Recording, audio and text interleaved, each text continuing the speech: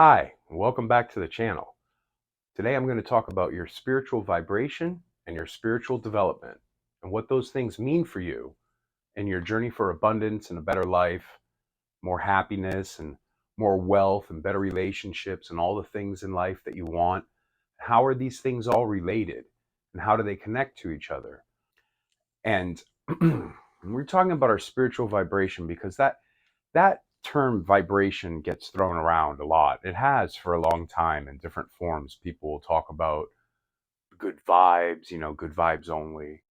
And you'll hear people who teach the law of attraction, like Bob Proctor or other individuals who will talk about the vibration and how everything is vibrating at a certain frequency, and which is true. I mean, it's undeniable that it is. Um, I don't know how one would measure that, but what we can do is measure where we are internally.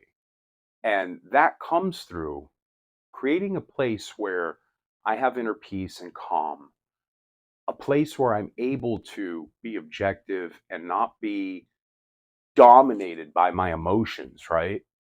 That path to me, it came through my spiritual development, through personal development, through a relationship with God, through prayer, through meditation, through confession, through self inventory, and admitting what my wrongs were in situations and learning about who I was. Because truthfully, before I was dominated by negative emotion. And when we talk about that negative emotion, that's what we refer to as vibrating at a low frequency. And we did a video on this years back. It's one of the first videos we ever made, and you can find it on the channel. It talks about the law of vibration.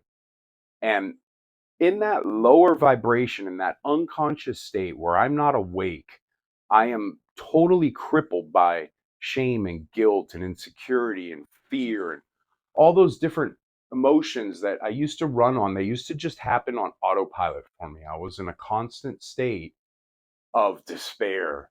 And it really felt as if the world was happening to me. I was not in a place of surrender. I was not in a place of acceptance.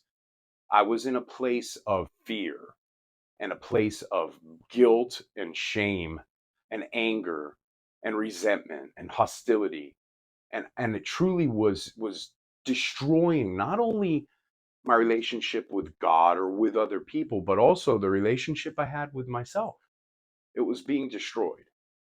So the question is, how do I use spirituality as a path? Because I'm going to tell you a secret right now. I'm going to tell you something that no one else is going to tell you.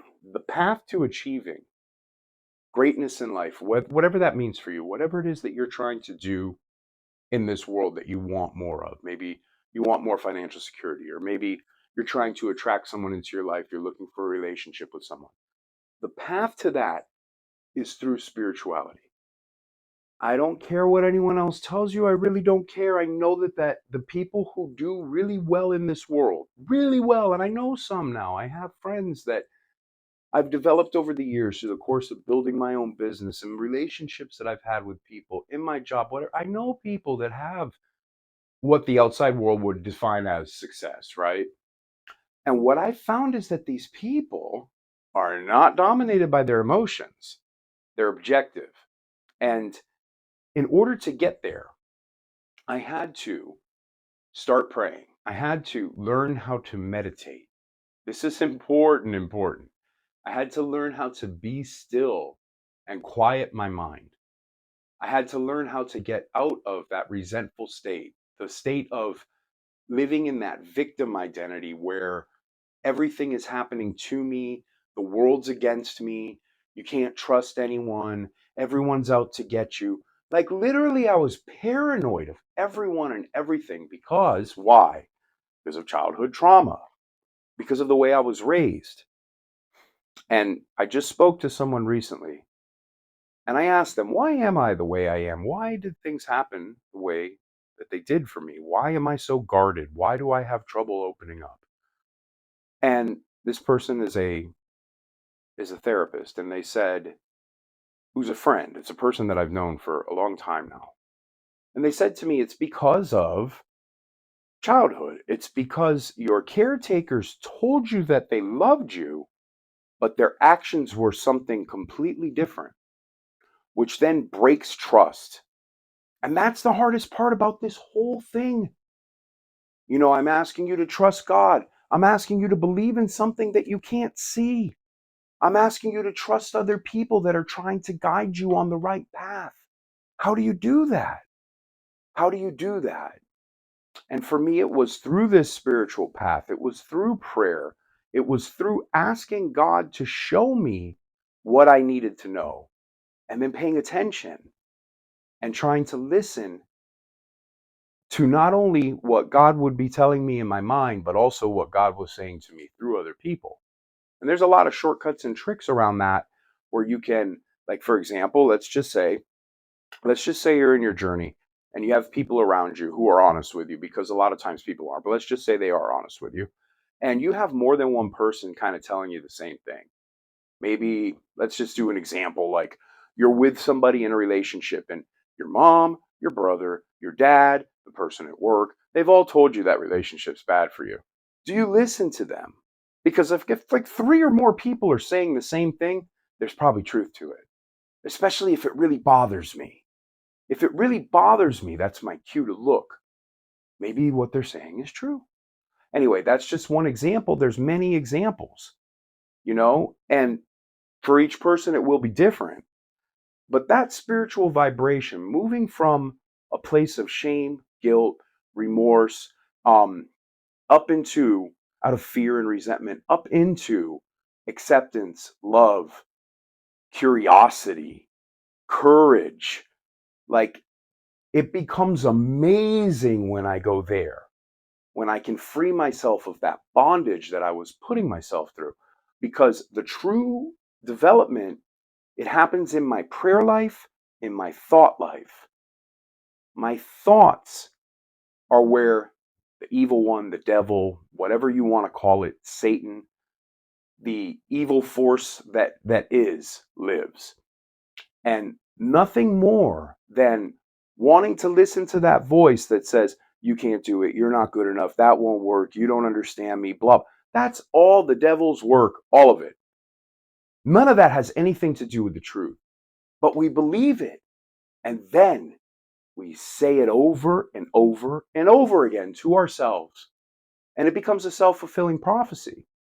And in that emotional state, in that lower vibration, it is impossible to do anything but just survive, barely survive. We're not talking about thriving. We're not talking about going out there and really, living life to its fullest. We're barely making it. We're drudging through the day. We dread waking up. We don't want to go to work. Oh God, I got to drive through traffic again. And then be upset because we don't have the life that we want. But the truth is that our thoughts and our beliefs will not allow us to in that state. It requires real work, prayer, a commitment to change, a commitment to a positive attitude, a commitment to trying to look for positive and good things in our lives. So I'm going to give you an exercise just because I'm talking and I just want to say this thing. If you're on a path trying to do something better in your life, whatever that means for you, get out a pen and paper and make a list of all the people who are currently in your life. People who are your friends, your partners, people you work with, people who are in your life. Now, some of the people, like, you can't control that are in your life, you work with someone, whatever. But specifically friends, family members, whoever it is. And I want you to just list all the names out one by one. And then go back to the top. You look at the first name that you made, that you wrote down. Go back to the top, and then I want you to ask yourself a really hard question. And it's important to pray before you do this and say, God, please allow me to be honest while I'm answering these questions. And you look at that first name, whoever it is. Let's just say it's Bill. There's Bill. You look at Bill and you ask yourself this question. Does this person really want what's best for me? Do they really want what's best for me in my life? And then answer that question honestly. And if you go down that list and you've answered honestly and you look back and it's like a whole sea of no's and maybe there's a couple yeses, which would be good, that's a problem. That's a major problem. Another exercise you can do with that same list is to look through that list and say to yourself, and be honest again, do I really want what's best for that person? Do I want what's best for that person? Or do I drag their name through the mud? Do I get mad and secretly envious of them when I see them accomplish something and think, oh, how come that doesn't get to happen to me? Because if that's where I'm at, I'm still toxic, and it's hard to do anything like that other than, like I said, just survive, just barely drudge through. Being able to flip these things around, and I'll make more videos about it, but that's the spiritual vibration is no different than any other type of vibration. Am I in a place of acceptance? Am I in a place of love? Am I in a place of tolerance? Am I in a place of courage and, understanding and compassion? Or am I in a place of shame, guilt, misery, self-pity, all those types of things? And it's okay if you are. I'm not judging anybody. Like, I can do this too, and I can get myself into that state too and allow myself to stay there. But today I can get right back out again too. I don't have to stay stuck in that misery of pain that I used to walk around in. My whole life was just this constant spinning wheel of all this terrible stuff going through my mind. And through spirituality, I was able to change that.